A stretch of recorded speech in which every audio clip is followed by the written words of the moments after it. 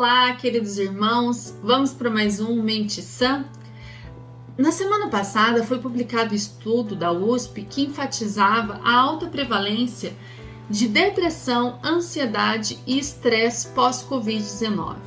Esse estudo contou com a participação de cerca de 425 pacientes que foram se recuperando de forma moderada e grave do Covid-19.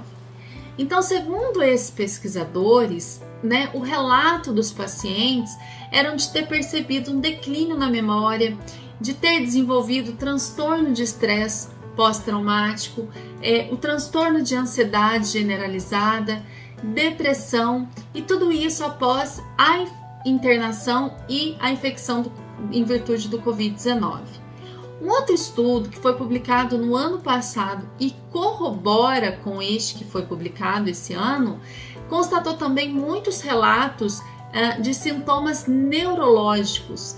Então, alguns pacientes apresentavam anosmia, déficit cognitivo, início de ansiedade, depressão, psicose, convulsão e até mesmo comportamento suicida.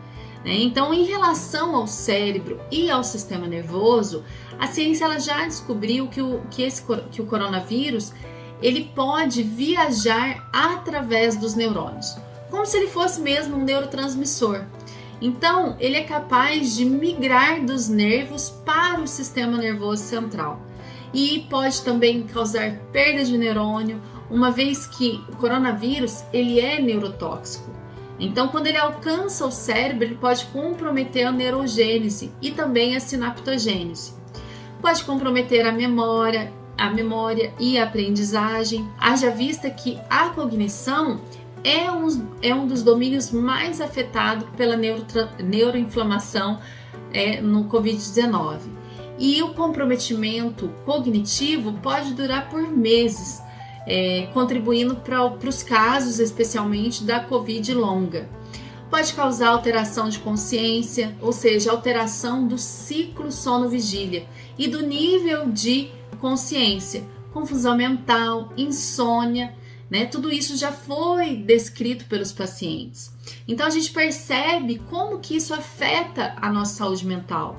Até porque além dos efeitos sociais da pandemia, esses estudos mostram que tudo isso pode comprometer o nosso sistema límbico, que é o nosso cérebro emocional, com transtorno de humor, ansiedade. E esses resultados, eles reforçam mais uma vez que nós não devemos nos atentar apenas para os sintomas físicos, mas nós devemos estar atentos à nossa saúde mental, sem aquele estigma de que é frescura, de que é falta de Deus. Isso porque nós somos seres biopsíquico, social e espiritual. E como tal, nós precisamos cuidar de cada área do nosso ser, sem preconceito, julgamento, mas com respeito e acolhimento.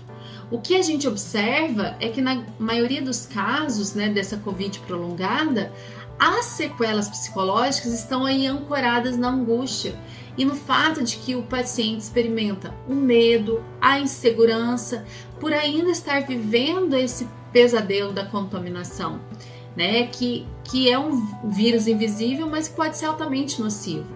Além disso, outro fator é o próprio período de isolamento, que mexe com as estruturas emocionais de cada um de nós, e principalmente da pessoa infectada. Então, com o sistema psíquico em desequilíbrio, a pessoa ela tende a potencializar a dor física, além de ativar gatilhos para ansiedade e pânico. Isso acontece porque nós vivemos movidos por aquela necessidade de controle, de controlar as situações nas mãos. Um sentimento que é intrínseco da nossa espécie, Porém, tudo aquilo que é externo e foge do nosso controle gera insegurança, medo e nos faz sentir mais vulneráveis. A vida pós-Covid tem sido o foco de vários estudos e acompanhamento específico de grupo multidisciplinar da saúde. Lembrando que não existe, gente, uma regra para prevalência ou surgimento desses sintomas.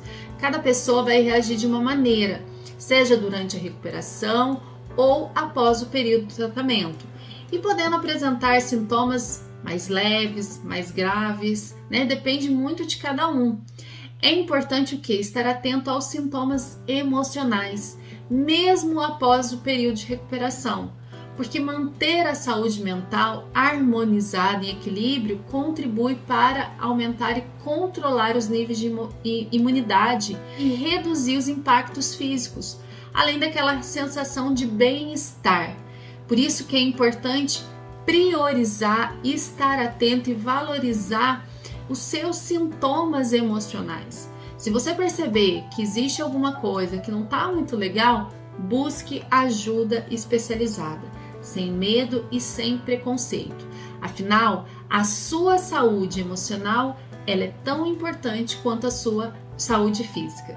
E nós nos vemos na próxima live.